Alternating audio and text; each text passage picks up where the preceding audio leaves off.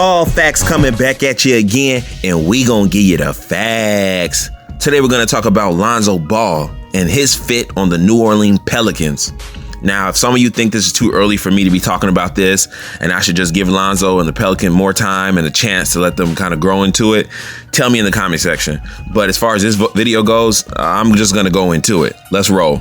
So the last Pelicans game, Lonzo was out, and it's complicated things because they won. And while I acknowledge that they didn't beat the Lakers or some high-ranked team, and it was only the Hornets, we still have to look at it because people aren't just in the NBA for nothing. Every team has good players. With the ball in Lonzo's hands, the biggest threat that he poses to a defense is a pass. You're guarding him, you're like, where's he gonna pass? So whoever is guarding him has an easier job than if you're guarding a Drew Holliday, let's say. Because if you're guarding Drew Holliday, he has a scoring rate of probably 8 out of 10 and a passing of 6.5. Lonzo has a scoring rate of 5 and a passing rate of 9.5 out of 10. And if you want to know where I'm getting my ratings, it's not from 2K. It's from the analysts here at Ball Facts. But anyway, if a guy's scoring is only a 5, then a defender could be comfortable and mostly worry about, helping other people on some help defense instead of on-ball defense. But if you're guarding a player who has more even ability between scoring and passing like Drew Holliday, then it's going to be harder to guard that person. And every player has different abilities, but it depends on how it fits a team. Like Jason Kidd, he came in the league as more of a passer first, and he develops his shot later. But it was okay when he was a passer because he had complementary pieces on his team. So that leads me to my next question. When is it a good situation or a good team for a point guard to be a lot more threatening with his passing than his scoring? And I'll give an example. Chris Paul, when he was on the Hornets, he was more of a threat from the scoring part. And then when he went to the Rockets with James Harden, he was more of a threat with the passing. And that was because he had to feed the beast known as James Harden. He had an insatiable hunger for the ball and he could score. So everybody wanted him to pass. Now with the Thunder, he's got to be more of a scorer, but maybe he's just too old. I'm not sure.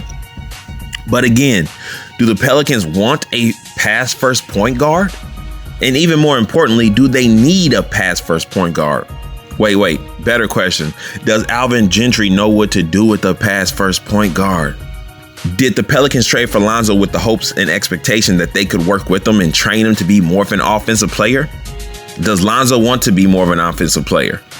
Is Lonzo in the game thinking, man, why don't you guys run? Why don't you guys cut? Oh, well, I guess I'll shoot. Or is he happy? Is he saying, yeah, I can do it. I could be more of an offensive player. Thanks, guys. To me, he looks unsatisfied. He looks disinterested out there with the style of the play that the Pelicans have. So let's look at some of the important pieces on Lonzo's team and see if this is the right team for Lonzo's type of point guard style. Brandon Ingram, a tall, bony, aggressive, offensive, good player. His 2 steps, when he picks up the ball to drive, his 2 steps are crazy good. Like he's getting to the basket. When he gets the ball, he's looking to score. And you might think, oh, wow, that's perfect to be with Lonzo. But not exactly.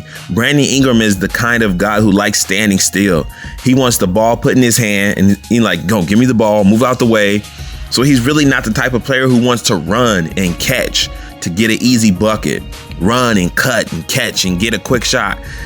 Really, he likes to put the ball on the floor, go to work, and get his own buckets. Now that's facts. And that's not saying he doesn't pass or give anyone else assists, because he does, but we're talking about his main characteristics. Now let's move on to Drew Holliday. Good player. He can ball. He really can. But he wants to be a point guard. He likes to stand out with the ball, dribble a little bit, direct traffic, maybe pass, maybe take it in. He doesn't take off down the court running, looking for a pass usually. He turns around and looks for the inbound pass so he can use a medium speed and bring the ball up the court. That's Drew Holliday. And not saying nothing's wrong with him. He's a good player. That's just his style. And now we got to go to the coach, Alvin Gentry. This coach seems to be like most other coaches. If you're not producing for a quarter, pull you out of the game instead of saying like, stay in there, Lonzo, find a rhythm. If he sees the Pelicans not executing the game plan, he doesn't scream, do your job. he switches the job assignment. There's always adjustments good coaches make. We know that. But this coach is not making adjustments based off the other team's play.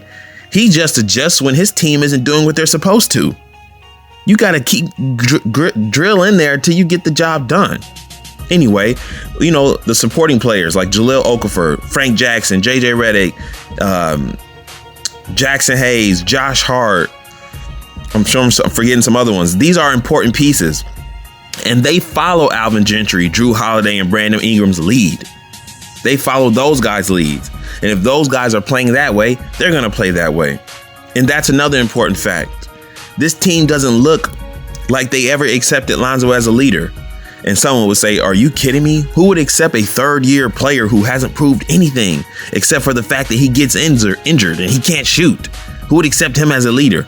Well, whether we like it or not, Lonzo is a point guard that has always led his teams before the NBA, and he thrives as a leader. But most players only want a vocal leader.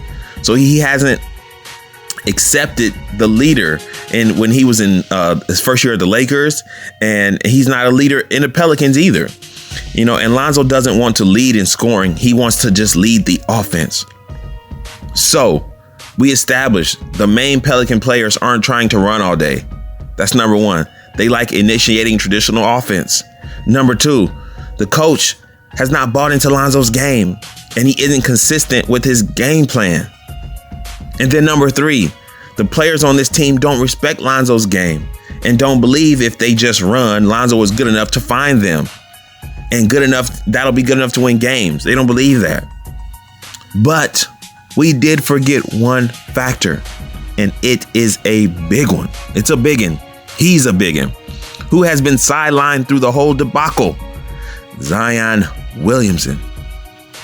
There's all this talk about him being too big, needing to lose weight. He had the surgery. But we've seen what he did in preseason. Those are the facts. Who here wants to act like the Pelicans would have had the same record if Zion was on the floor? Anyone? If you do, get real. If Zion was playing, the Pelicans would have the opposite record. Swap those numbers for sure. Now let's bring this all together because we're talking about Lonzo's value to this team and whether he's needed or not. With Zion on the court, Zion is recognized by the defending team and by his own team as a force to be reckoned with. He is respected. Why? Because you have to respect him. This man was the one person on the team that showed Lonzo due respect, though. If you watch his many interviews where they ask him about Lonzo, you can tell his admiration and recognition of Lonzo's talent and his appreciation of Lonzo's talent and his willingness and readiness to work with Lonzo. He trusted Lonzo's leadership. So everyone is respecting Zion. And then Zion is respecting Lonzo. And that is the way that Lonzo then could become the leader. The other thing is Zion likes to run. Zion doesn't need the ball in his hand while he's coming up the court. Zion isn't thinking about calling ISO plays. Zion likes to get a pass, take one dribble, and dunk on you.